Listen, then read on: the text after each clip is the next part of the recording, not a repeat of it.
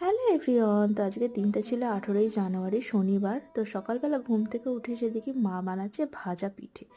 তো ভাজা পিঠে আমাদের বানানো হয় মসুর ডালকে নুন হলুদ দিয়ে সেদ্ধ করে নিয়ে চালগুড়ির সঙ্গে মেখে, আর ভিতরে হচ্ছে ওই নারকলের ছাই পুর দেওয়া হয়। আমি যেহেতু নারকল খাই না, আমার জন্য দুটো সন্দেশ দিয়ে মা বানিয়ে দিয়েছিল।